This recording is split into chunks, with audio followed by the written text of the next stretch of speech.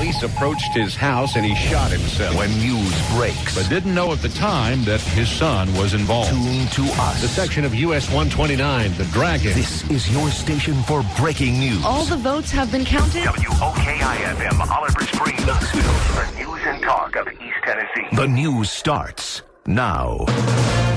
Good morning. Traffic's okay. Fair skies, 49 degrees, rain on the way. Dave Folk, News Talk 98.7, WOKI.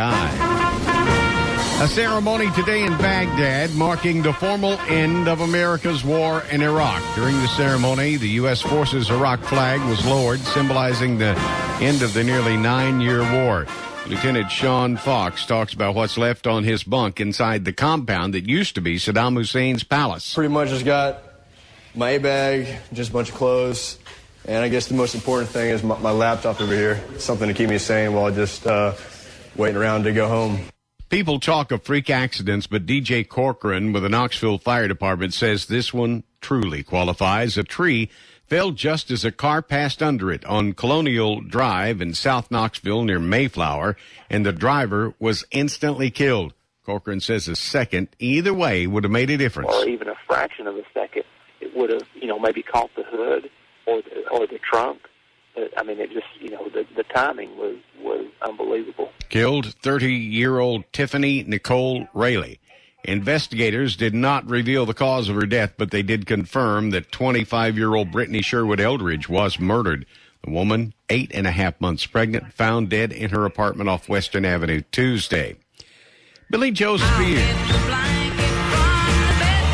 She had more than 24 top 40 country hits between 1969 and 1984, including this one, Blanket on the Ground. Billie Joe Spears died at her home in Texas. She was 74. As the GOP candidates convene tonight for the last big debate before the caucuses, the man atop the polls is getting pummeled by fellow Republicans. Now the clear frontrunner, Newt Gingrich, finds himself facing intense criticism. Editors at National Review, the conservative magazine of record, penned a blistering editorial saying a Gingrich nomination would blow the GOP's chances of taking back the White House. Evangelical pastor Carrie Gordon says the more voters learn about Gingrich, the less they'll like him. There's sort of this false assumption that the Republican people know his record and they're getting past it. I don't think that's true. Stephen Portnoy, ABC News, Sioux City, Iowa. The discovery of several meth labs in a Scott County home results in 7 children being placed in protective custody.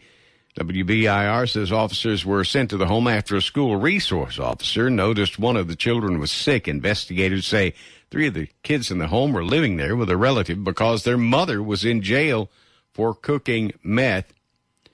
Well, this is likely the busiest eating season in East Tennessee, so we took a highly informal and unscientific poll of the things people don't want on that paper plate.